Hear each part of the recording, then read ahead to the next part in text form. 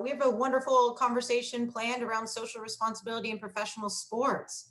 We have some wonderful peers, colleagues that are going to start discussion on social responsibility. And my name is Noel Guevara. I work for the Arizona Diamondbacks. Athletes and sports teams are often looked at as role models for society. By nature of exposure, teams and athletes have a ready-made platform to be heard by a large audience. It's not new for sports teams and athletes to use their platform to discuss social issues and social responsibility. After all, they are members of the community too, who feel the impacts of injustices.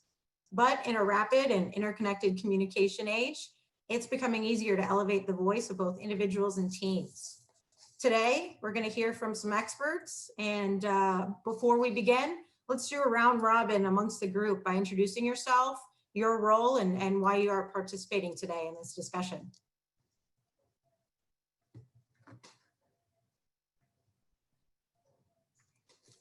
Who wants to go first? Good morning. Good morning. My name is Horace Raymond. I'm the Director of Community Relations with the Arizona Cardinals. Entering my second year with the program. The ball club, I've been in the state of Arizona quite an extended period of time. I was actually spent 10 years at Arizona State University on a collegiate level, obviously, and went on to the University of Oregon, but made my way background, and I'm happy to be in the state. In my current role, I really work with nonprofit, obviously the charitable aspects, as well as youth football component, player appearances, things along those lines, as well as all of our community efforts in general, and many of which obviously focuses on underserved communities. So I'm really happy to be honored to be a part of the discussion here on social responsibility in sports. Thank you. My name is Vince Kozar. I'm the Chief Operating Officer of the Phoenix Mercury and the Northern Arizona Suns, and I work for the Suns organization, and I have for 16 years. So in my role, I oversee all of our day-to-day business operations, which includes obviously our brand, our messaging, and our involvement in the community. So this is very much a topic that's close to my heart. Our organization's activism is something that's very close to my heart. And lastly, I'm here today because Angela asked, and you don't say no to Angela. I agree with that. I'm Nona Lee. I'm the the Executive Vice President and Chief Legal Officer for the Arizona Diamondbacks, and I've worked for them for actually my 21st season. I did start with the Suns, was there, I think, before Vince was, and was gone before he got there. I am also an openly gay African-American woman, so, I have a lot of intersectionality there. And as an openly gay African-American woman, these issues are so incredibly important to me, and I'm passionate about it.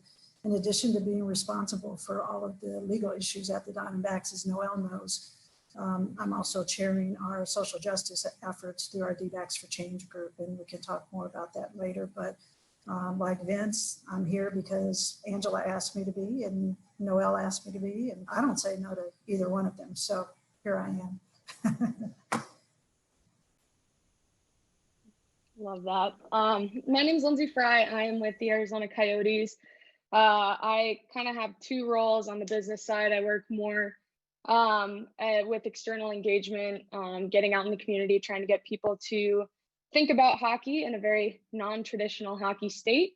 And then on the youth side, I'm the president of our Girls Hockey Association, the Arizona Kachinas, which is the only girls ice hockey association in the state of Arizona. So I'm really proud to be a part of that. I grew up playing hockey here in Arizona, born and raised, played at the rink in Chandler as a kid, went on to have the good fortune of playing D1 hockey at Harvard University, and then played in the Olympics in 2014. So I'm very proud to kind of be back here in my home state and giving back and making a difference with our girls, and trying to just give them the confidence to be different in a sport that's traditionally male dominated. I'm also an openly gay woman, was supposed to get married in April. That didn't happen with COVID, so hoping to get married this upcoming April. But yeah, these topics are super important to me, and I'm just really happy to be here. I feel like I think Noel and I met like right before COVID hit. So I'm happy to see you again, Noel. It must have been one of the last things that I did. So I'm glad we got that in before this started. So if you guys have any questions, feel free to submit them in the Q&A or the chat features here on Zoom, and I'll try to keep an eye out for that. But we're going to start with a couple questions that just to kick it off right away, we're going to jump right in it. Sometimes teams and athletes get pushback that they should stick to the court or to the field when it comes to talking about social justice issues. What would you guys say to that? And what would you say to the group who, who believe otherwise? I'll jump in. Yeah, I would say that I think that's very unfortunate that they get that pushback. And I'm just delighted that so many teams now are not listening, especially unfortunately, more and more teams are on board with letting their athletes and the teams themselves being involved in social justice issues following the George Floyd matter. And I'm sorry that it took that, but I'm glad that we're here. And I'm glad that the clubs and the players are using their platform to be involved in social justice issues, because it's a wonderful platform. And I mean, some leagues are ahead of others, and certainly, the WNBA, how phenomenal were they this year on this part? And certainly MLB has done well, led by Billy Beane and others.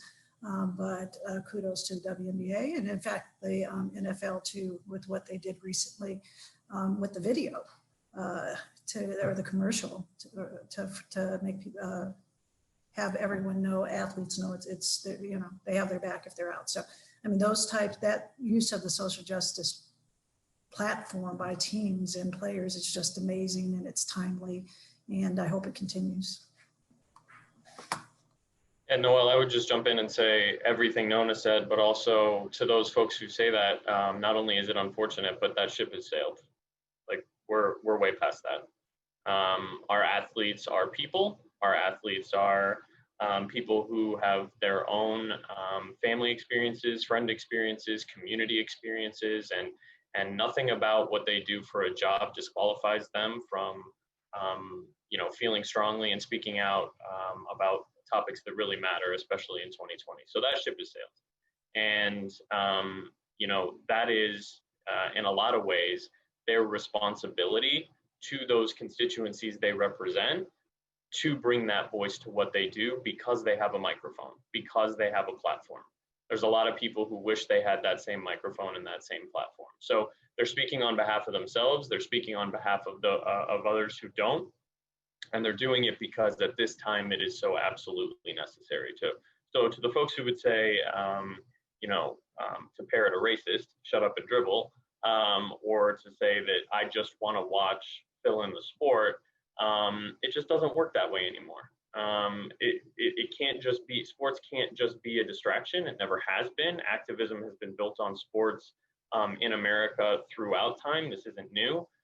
But it's resurfacing because we're still dealing with some of the same problems. So at its most basic, I would say best of luck with that, because that ship has sailed.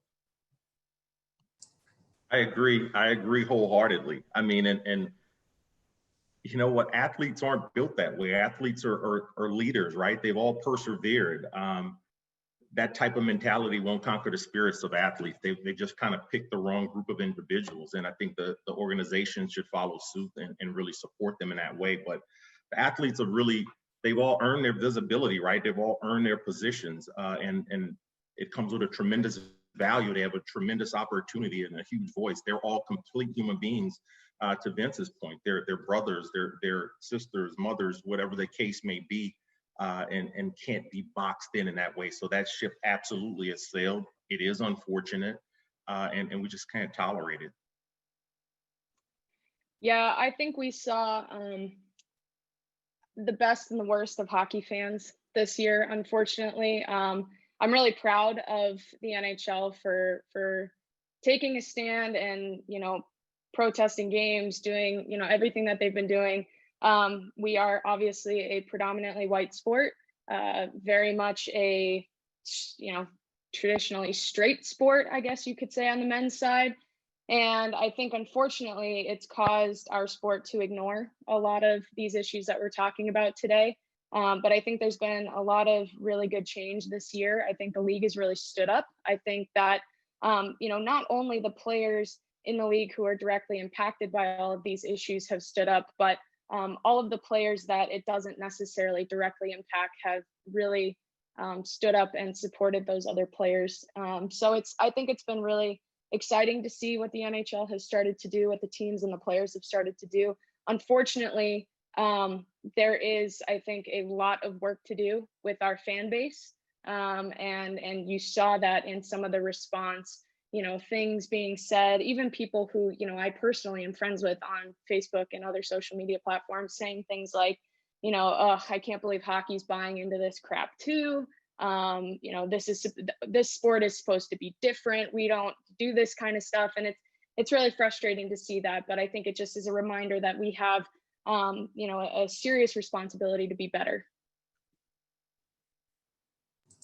And I do think, sorry if I can jump back in there. Let's just throw caution to the wind here. I do think there's something to be said about that solidarity among leagues.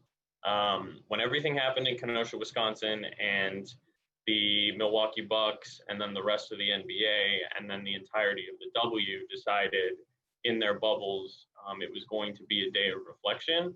To see NFL camps take a break, to see some baseball teams do the same thing, to see the NHL do the same thing, it's in a lot of ways there's strength in those numbers because you don't have to stand on your own. Angela always says nobody wants to be the first, everybody wants to be second. So it's great to see. And then the power of that, it was the entirety of the news cycle on ESPN and in a lot of different places. So that's really special in a lot of ways because it's player driven and then it's team supported and then it's league wide. And it hasn't always been that way.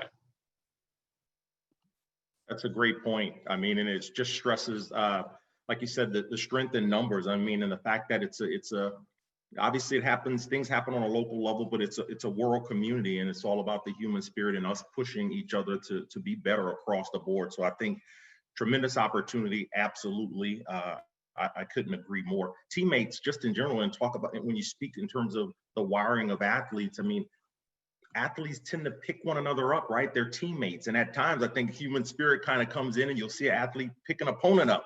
So it's in us, but we just kind of have to pull that out. And if we're looking at it collectively as a whole, as a giant team or across the different sports, we're more likely to pick one another up, and it just helps for the greater good of everyone involved.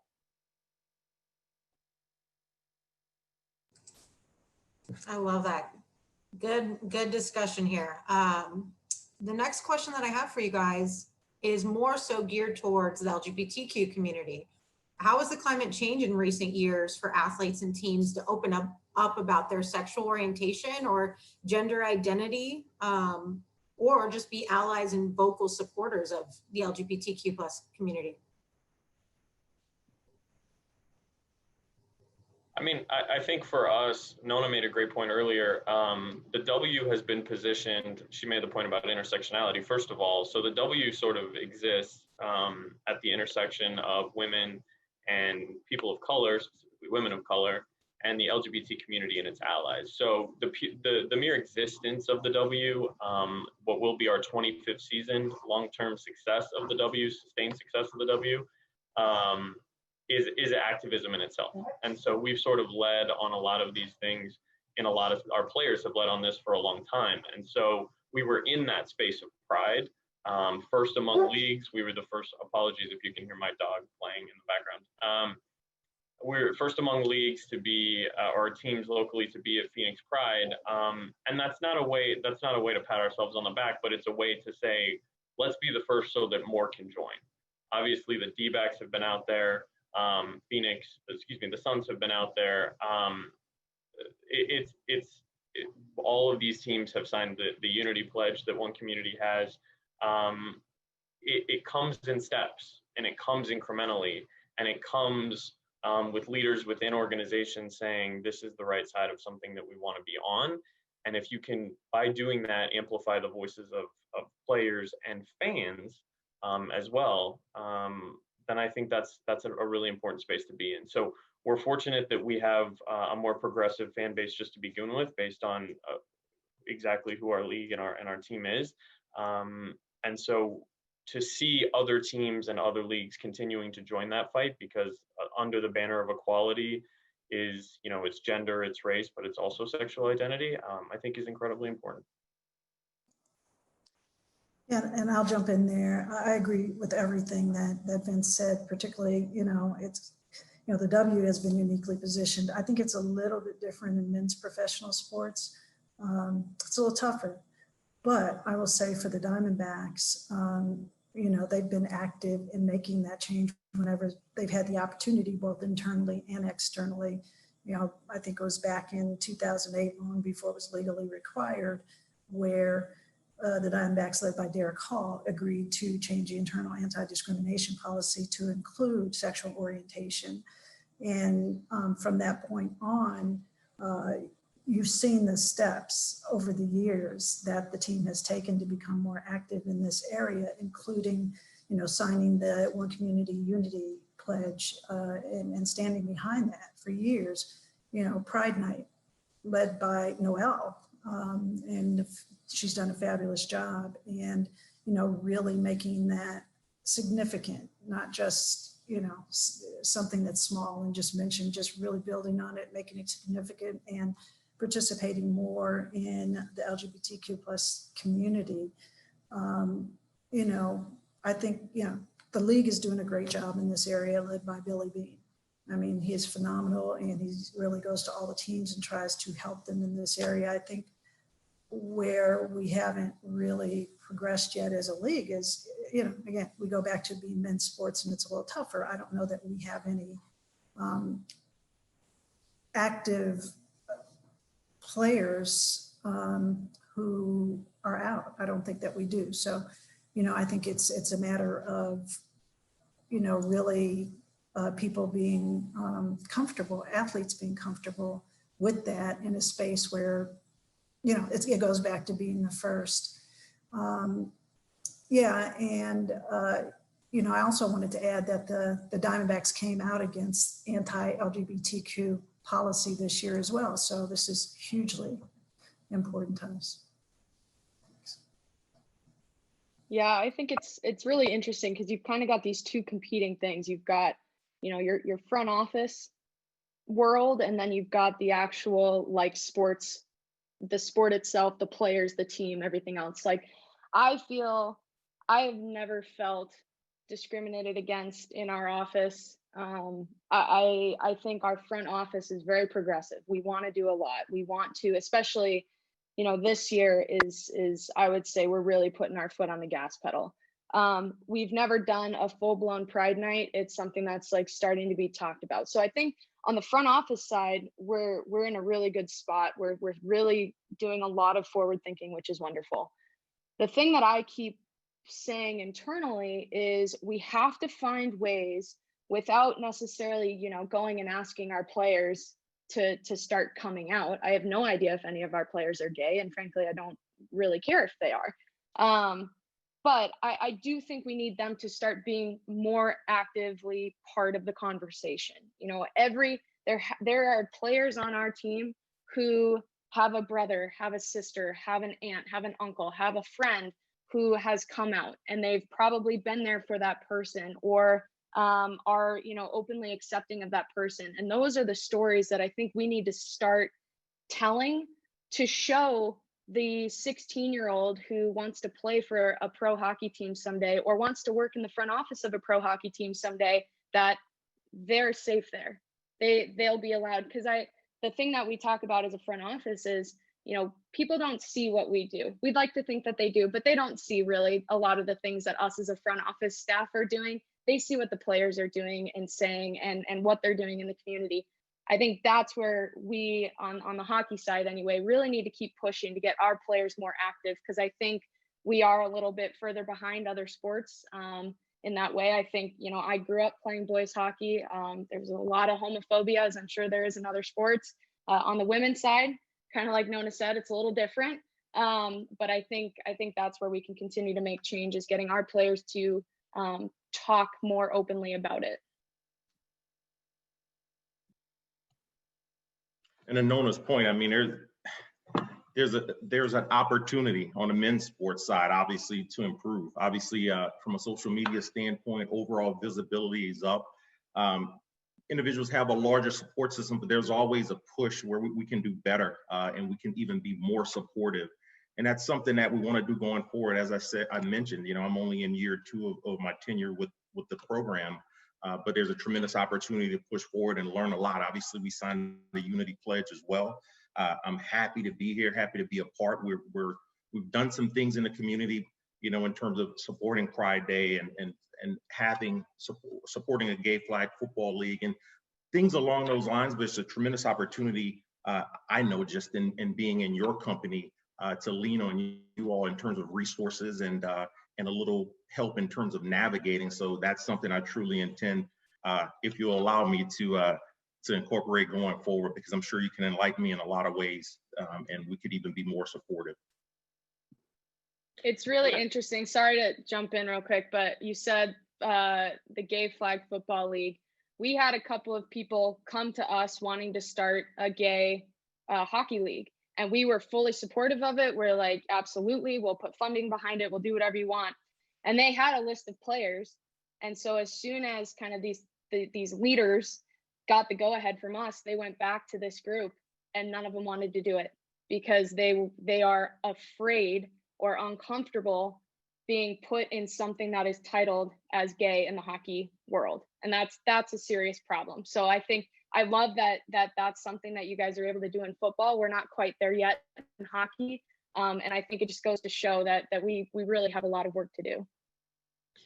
And I do also think, you know, there are part of what Lindsey makes a great point. The player side and the front office side are different, but I do think it's the responsibility of the front office at the team level and at the league level to start to remove some of these impediments and some of these barriers.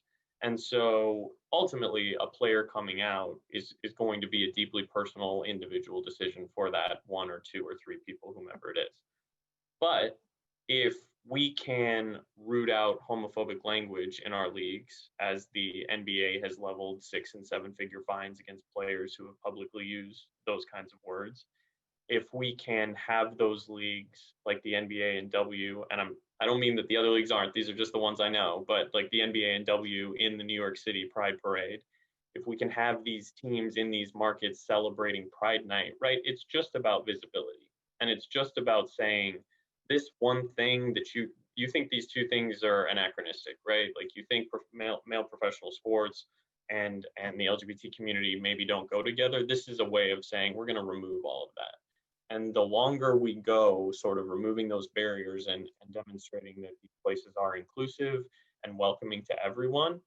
And as Angela always says, ultimately, some of these things are business decisions. And to demonstrate the buying power of the LGBT community, to demonstrate the fact that we can expand our fan base by doing some of these things, even if we're going to lose a couple of people who maybe aren't the most open-minded people in the world. That's a good thing for our businesses. And if we can continue to be leaders again under the flag of equality, there's a million reasons, there's a million groups that helps, right? Marginalized groups that helps. And I think continuing to remove those barriers in professional sports in a visible way, through Pride Nights, through some of the things we were talking about, you know, that tills the ground for someone to feel like, okay, I can bring my whole authentic self. And by the way, it's not just players, it's coaches, and it's how we recruit and retain talent within our front offices. Our businesses are built on having talented people on the front lines with fans, with sponsors, and in the community with media.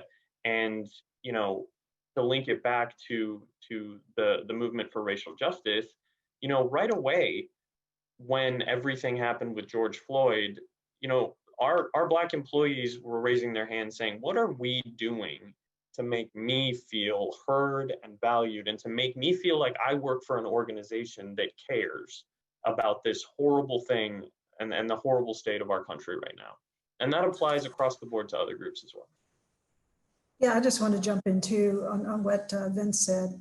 You know, I agree wholeheartedly with everything he said, but What I wanted to add to that is that change has to be authentic, and in order for it to be truly systemic and for people to believe that it's safe to bring your whole self to the office, to the playing field, whatever it is. So that authentic change has to take place not just within the teams, but the leagues as a whole, because players get traded and they need to know that it's safe. If they come out in Phoenix and get traded to New York, wherever, they need to know that they're still safe. And so it's really got to be authentic, systemic, and permanent change, for people to feel safe, athletes to feel safe in particular. And the front offices are different, and zero tolerance policies throughout the organization are critical. And so I'm very happy to see organizations start beginning to have those with respect to any type of discrimination. Awesome, Vince. Thank you for bringing up, the Black Lives Matter movement and how this has sparked change and movement this year.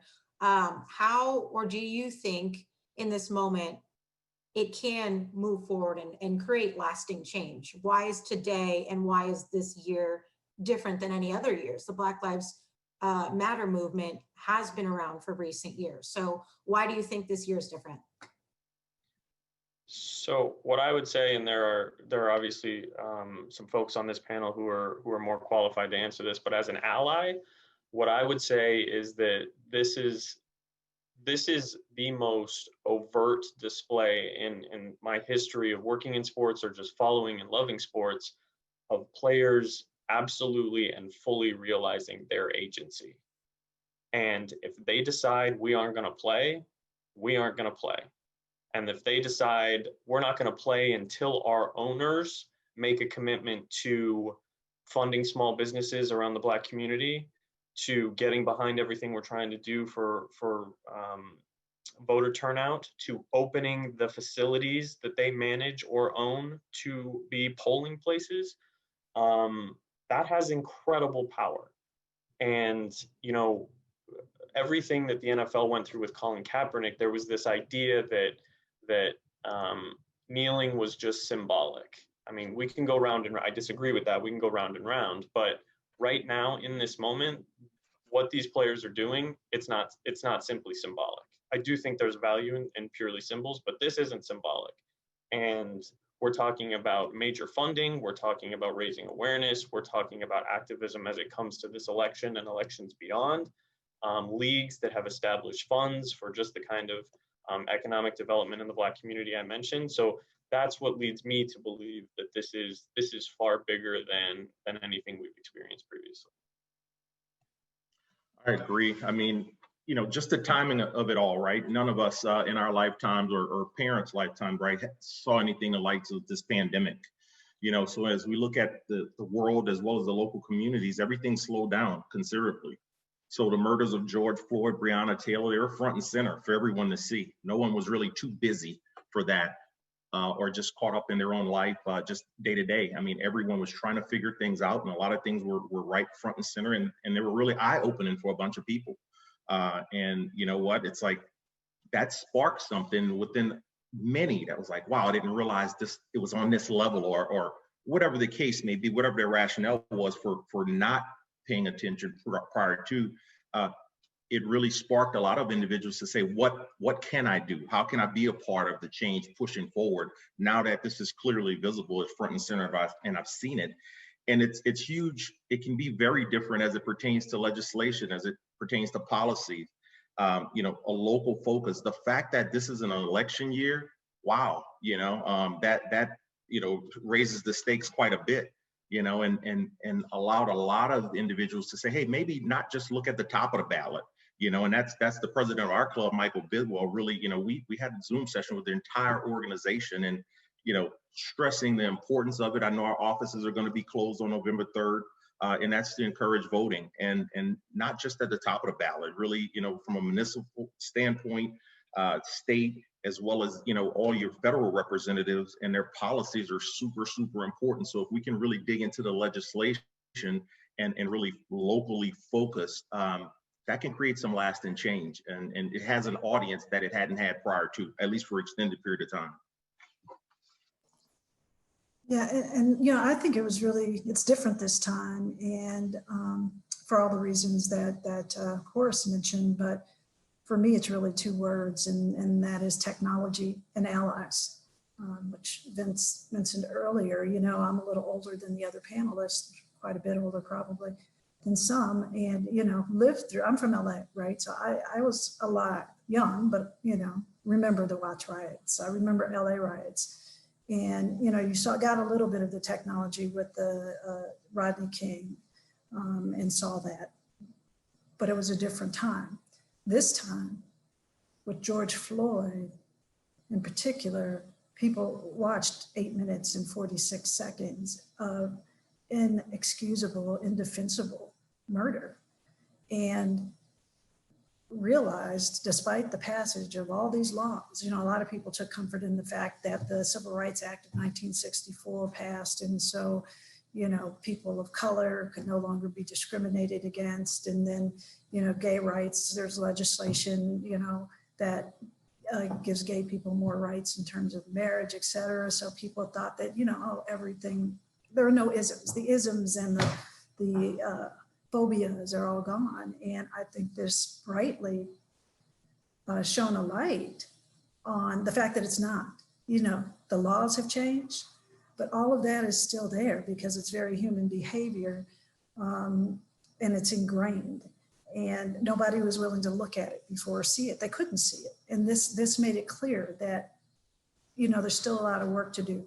What's different this time is, in LA, with the Watch riots and the LA riots later in the 90s, there weren't necessarily allies that supported this. And that's made a huge difference because the reality is, just as women in business to get to the top, we need male allies because men are at the top. It's no different with these issues. We need people who have different perspective. We need allies to help us move things, to stand up and say this is wrong. So to me, that's why it was so different this time.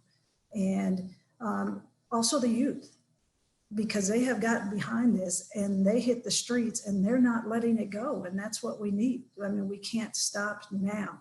The politics as well. I mean, you have one side that's really, trying to turn things back a few years. And on the other hand, you have a side that's really trying to level the playing field. So it's a really, really interesting time. And, let me just say this, get out and vote because it's never mattered more. It's never been more critical for all of these reasons. Yeah, I love everything you're saying about, allies, Nona, because it's, being unfortunately still a predominantly white sport. I think that's the responsibility of hockey right now, is for all of these athletes to recognize that, there is such a disparity between the minorities and the majority in our sport. And I think to see this sort of rally that we're seeing in our players, not in all of our fans, but in a lot of our fans is really exciting to see in our clubs. I mean, this is something that I haven't been, working in pro sports for that long, but I've never seen anything quite like this. I haven't seen this talked about in hockey ever. So for this to be talked about now in the way that it's being talked about, and for us to be buying in the way that all the other leagues are, like you said, Vince, that unity is so important. I think, from a timing standpoint, going back to the Colin Kaepernick stuff, one of the most profound things that I've seen was actually from one of my Olympic teammates, Kendall Coyne, who she, big name right now in women's hockey. She was in the fastest skater competition and actually beat a Coyotes player at the NHL skills competition a couple of years ago. Big name right now, has a huge platform. She actually went back because she had negatively responded to the kneeling and that movement with Colin Kaepernick. And she basically issued a public apology when all of the stuff this year has come out. saying that I didn't understand it then, I understand it now, and I'm going to be better. And I think to see that for me was super moving to, I think, be able to recognize that, you know, even if we've been wrong before, or if we didn't understand before, it doesn't mean that we can't make the effort to understand and be better now. And I think that's the responsibility of anyone and everybody as we try to be better as a society. And I also just think we're, me again, I also just think we're learning that like there is no finish line. And so, you know, we talk about like on the W side, I hear all the time, well, you guys do a Pride Night, of course you do. You have gay athletes and you have, you know, gay executives and you have gay fans. So that's easy for you guys. And admittedly, yes, there's a piece of it that's easier, but to be quite honest, we're not doing it for the people who are already out and already have a community and already, you know, living their daily lives just fine. It's important for them. We're doing it for the visibility. We're doing it for that those kids that are sitting at home. We're doing it for that next generation of athletes. We're doing it for someone who thinks that there's a part of themselves that doesn't belong in certain places. And so in that respect, there's no finish line with that LGBTQ activism. And we're learning, like I said, there's no finish line as we see rights on the ballot every year. You know, I grew up reading in history textbooks, just as Nona said, that this is what happened, and, you know, never believing now we're good, because you have, you know, you come across people who say bad things or obviously believe wrong things, but thinking like by and large, like we're good. And you learn over time that whether it's, you know, women still don't make the same as men. And we still don't have a 50-50 split in terms of opportunities in our industry or others for women. And we all know the realities, the economic realities, the policing realities, the privatized prison and law enforcement realities of racism in our country. And we know these things are on the ballot. We know women's rights are on the ballot when it comes to the Supreme Court. We know that a week ago, 2 Supreme Court justices, in an opinion about something else, decided to air their grievances about how wrongly marriage equality was decided. Like, there are no finish lines. These things will be on the ballot from now, hopefully, I mean, probably for the rest of our lifetimes. Hopefully not, but I think there was a time where we sort of got lulled into this idea that that there are finish lines, and there simply are not. The fight is every day. And because of that, I think that's why if the fight has to be every day, then it's sort of become that it needs to be in every part of our lives. And I guess that includes, you know, the sports that we enjoy, or for those of us who are fortunate enough, when we go to work, we can bring that fight with us as well. Vince, I just want to say bravo. I love the way that you put that. No, there is no finish line, and we can't pretend that there is. And for a long time, the world has, or, you know, at least in the United States, I'll speak of that. And, you know, we need to understand in particular, you know, in addition to the LGBTQ plus community, you know, the BIPOC community, the Black, Indigenous people and people of color, you know, it's an ongoing battle. It's never ending, and we're not there yet. There is no finish line, and we still have a lot of work to do. And that's why before, when I mentioned youth, you know, that's a huge part of keeping this going, is just not accepting the status quo and shifting the paradigm. And that's how the behavior is going to shift. Be the just zero tolerance, where people, allies in particular, say, you know, we're not going to do this anymore. We're not going to tolerate it. And maybe someday, you know, women will get paid, hopefully soon. I'd like to, you know, be a part of that, you know, solution, be paid the same, and everybody will have equal rights. But it's going to be a fight, and it's going to, you know, we have to stay strong in that as a community.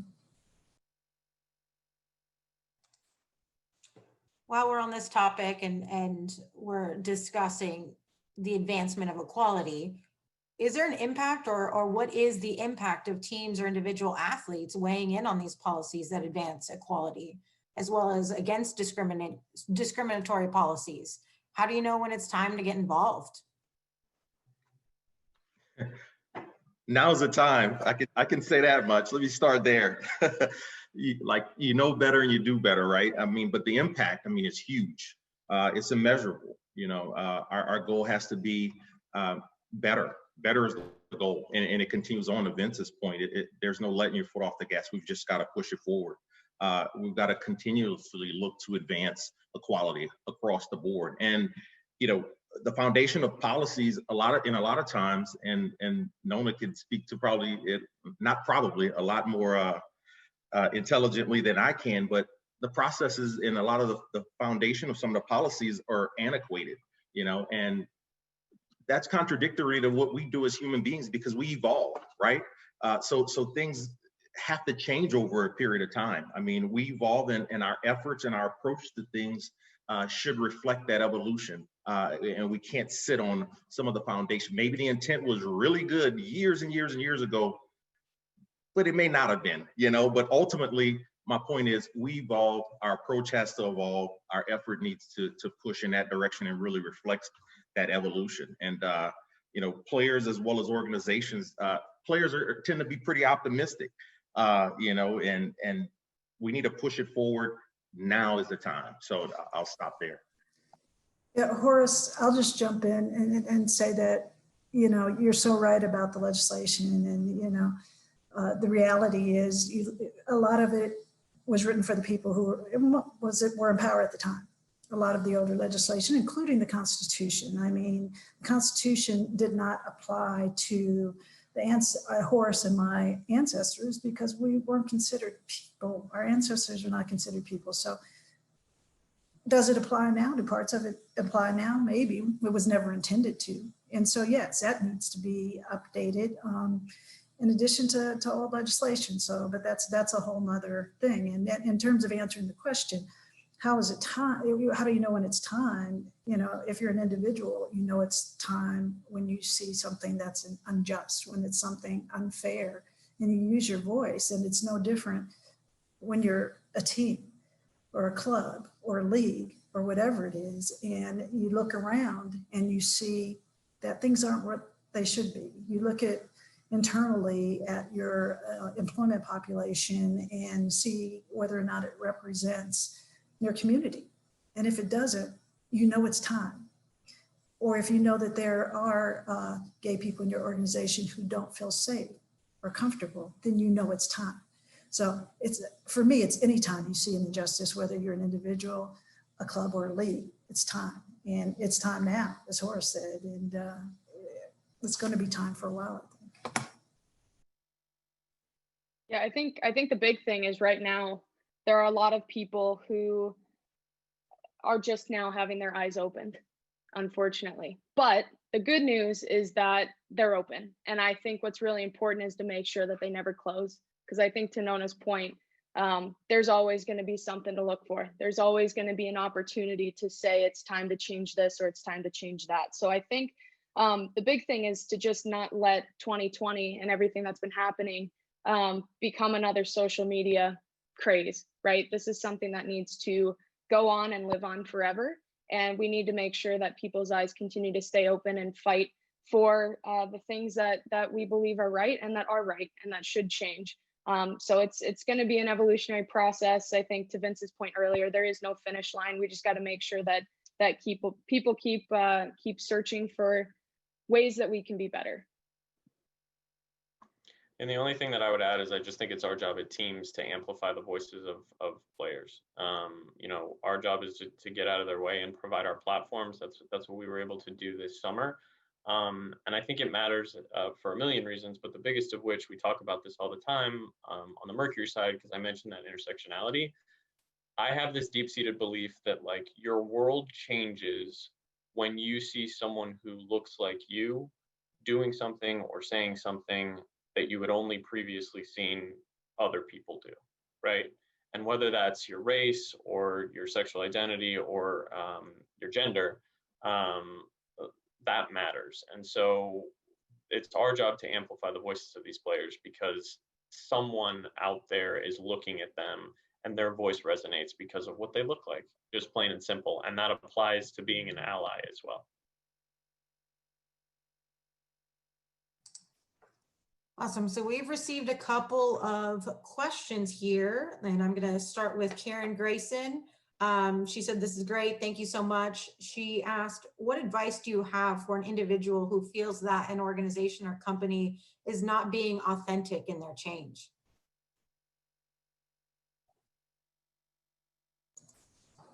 I would say ask for more, be a leader, ask for an opportunity to lead authentic change yourself if necessary. And when I say that, one of the things, what I'm thinking about is, we have just an incredible leader in Derek Hall, our president and CEO, and he himself came up with an initiative called Diamondbacks for Change. And what we're doing is working on authentic change throughout our organization, starting with providing team player resource groups, providing that platform or opportunity for our employees who we refer to as team players. And, at least internally, that provides an opportunity for systemic change because our employees can be active. The way we have it set up and the purpose for it is that the leaders of our team player resource groups sit on our Diamondbacks for Change Council, and therefore have a direct line to, and they're also sponsored by executives in the organization, each team player resource group, so that they have a direct line to the leadership of the organization at all times to effectuate change, needed change based on their efforts in their group and their issues, whether they're internal or external. So, that is one way to create internal authentic change. That's, it's a systemic and it's lasting. And it's employee driven. Yeah, we recently started something similar called Impact and PACK for our pack with the Coyotes. And it really is, it's very employee led. And it's all inclusive. It's not singularly focused on one issue or another. But I'll speak from a personal standpoint. I remember before I was a full-time employee, I dropped the puck for our Hockey is for Everyone night. And we used to try to cram everything all at once. It was like, okay, let's check all the boxes in one night. And it was very, very ingenuine. And it was frustrating for me. I remember waiting to go drop the puck. And I actually was dropping it as the female representative, not as an LGBTQ representative. And all the players were coming off the ice, and I don't fault them for this, but the only real thing that we did, the only visible thing that we did for that night was, for the LGBTQ side, was the players had pride tape on their sticks. And I remember waiting in the hallway as they were coming off the ice from warmups. It wasn't for the game, it was just for warmups. And all of them, before they're even in the locker room, they're taking the tape off. Now, I don't look at that as like the players being like, ugh, I don't want to have this on my stick. They're just trying to get ready for their game. But to me, as a gay woman, I'm like, this is so fake. This is such a box check. And it was so apparent. And so I think now what we're seeing is now that there is a lot more of an internal push on the front office side to create that change by just communicating with each other. I mean, we put a post out this year on social media that offended me. It was an LGBTQ post for Pride Week. And it basically was, you can love who you love and we'll still love you anyway. And I showed it to my fiance and I go, how does this make you feel? She goes, that makes me feel awful. That makes me feel like you don't actually accept it, but you'll love me anyway. So I reached out to our social media person and I said, hey, I understand that you weren't trying to offend me. Let's talk about how we could do this differently. So just creating a way for us to have those internal conversations just with each other, let alone the outside world, just with each other, is a huge first step to being more genuine with our approach as clubs. You guys make great points. The only I would add to that, I hope nothing based on this conversation, makes it appear like everything is easy in our organizations. I can't speak for everyone, but I know it's taken a lot to get where we are. So, and there are still days that are struggles, and there are still tough and uncomfortable conversations that have to be had, right? So, but the other thing I would say is that I don't know if it was a speech or a book, but I always refer back. I have a Barack Obama quote written on the board in my office. It just says, "Better is good." Like, we don't. It's same thing if there is no finish line. Like, improving things, getting better little by little. Maybe not being where we want them to be. Maybe not being ideal, but better is good.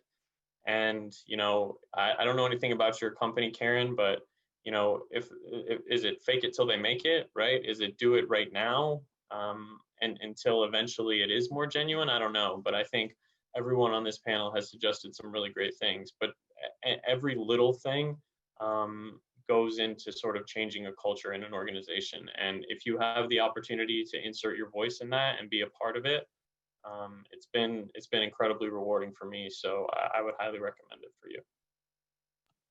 I'll echo the same, and I'll simply say, in a lot of situations, Karen, if you're looking for the resources and looking for that direction, at times, it'll lead you to a place. And what a lot of times I'll find is, a problem or something feels incomplete, and you don't feel fulfilled in one area, and you kind of dig in your research, and you'll ask the right questions, and potentially you may get some part of that responsibility. I think Vince maybe mentioned it.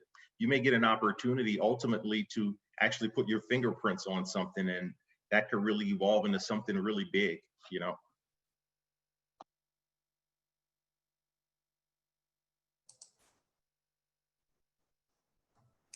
Awesome. Karen said, thank you guys for the thoughtful response. I have one more question for the group just before we part ways here. It's important for minority groups to share their stories. And this seems to be the general theme with what we're discussing today, especially with those, who have a larger platform and a wider audience. Why do you guys feel that it's important to continue to share these stories? I know we've mentioned it before, but Nona, with, specifically your intersectionality, but just touch on why is it important? And this will be kind of our parting question for our conversation today. It's important because people need to know that change is still necessary. And the only way they're going to know that is if people from LGBTQ plus and BIPOC populations speak up and tell their stories and let everyone know that it's not okay yet. It's not okay yet. This is what's happening to me. So that people know that change is necessary and that they need to be a part of that, more importantly. I agree. Underserved communities. I mean, there's a ton of shared experiences, and that's huge. We have shared experiences. I mean, opinions over a period of time have been stifled, really minimized, suppressed on a whole nother level.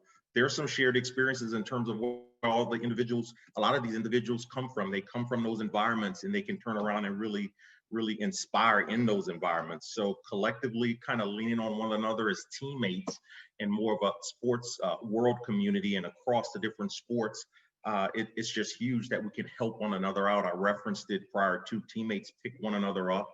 And we've really seen the power and the magnitude a little bit over the past several months of that kind of unifying force and what it can do. So we can't be selfish. We can't be one-sided. These are complex individuals. We're all complex individuals, multifaceted.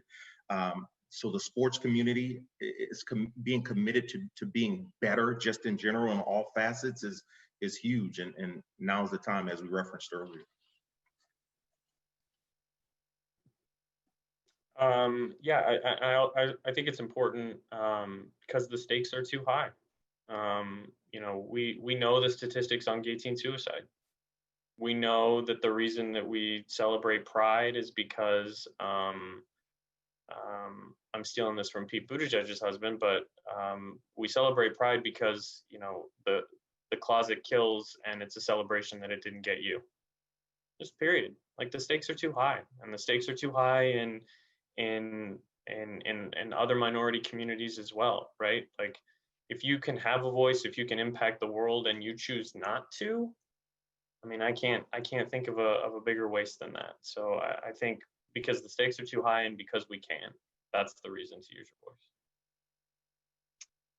Yeah, and I think something to keep in mind is just no story is ever too small, no platform's ever too small. You know, we're talking about kind of the grand scale of professional sports, but you know, no matter the size of your company, no matter the size of the story and the audience it reaches, it can make a difference. I mean, I know that personally from, you know, I had plenty of people in my life who I knew were not supportive of the gay community, but they loved me. And so when I came out, all of a sudden their thinking changed because now somebody that they loved was a part of something that they initially didn't agree with. And it made them start to question. And I think that's a small scale situation where if, you know, I as one person in college could change the minds of 10 people, imagine as more and more of these stories get changed or get shared, how much change can actually happen. So it's a domino effect. And I think no story is too big or too small to share.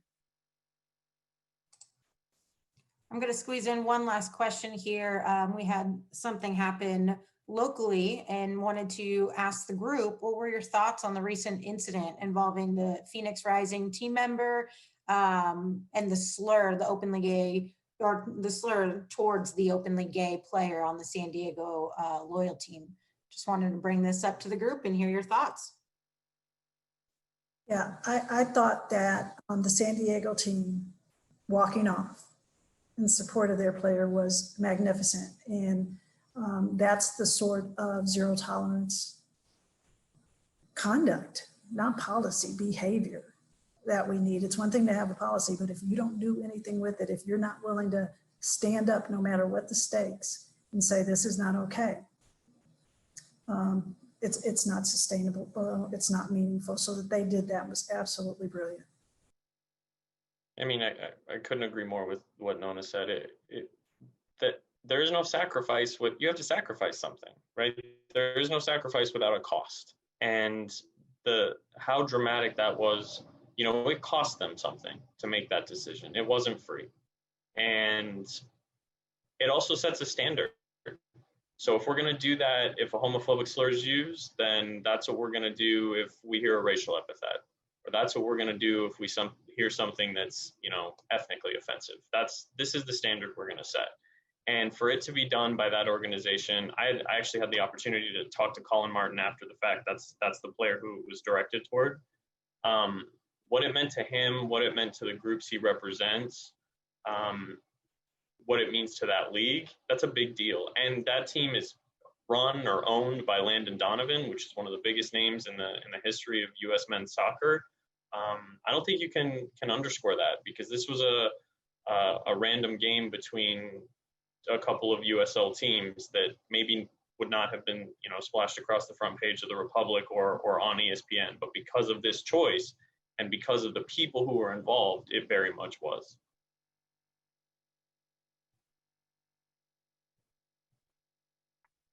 Yeah, I mean, I completely agree. I think the play to walk off the field was absolutely the right one. And I love that you talked about that, Vince, with sacrifice, right? There is no change without that sacrifice.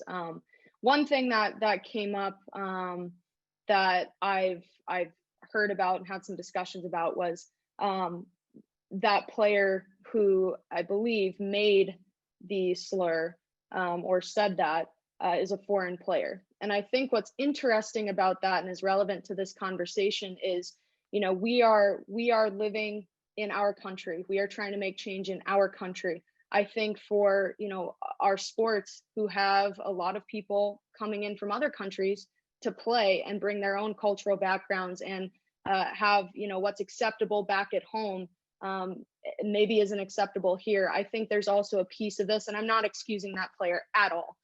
But I do think there's a responsibility for us as teams here in our country with the things that we are trying to fight for, to continually educate our players who are coming from other countries, religions, backgrounds, all those things, just so that they understand what is acceptable and what's absolutely not acceptable here, and everything that we're trying to do. I agree, obviously, in terms of that level of solidarity that was exhibited. I mean, that's just such a big deal. And it's about setting new standards and establishing new norms, and that won't be accepted. To Vince's point earlier, there's no finish line, and individuals have to be, and collectively, lean on one another and not go backwards in that regard. So the solidarity was huge. We don't believe in checking boxes, but we should check that one, that we won't ever accept that type of behavior or slurs along those lines again. That's done. We exhibited our strength in that way. Check that off, push forward, and don't look back.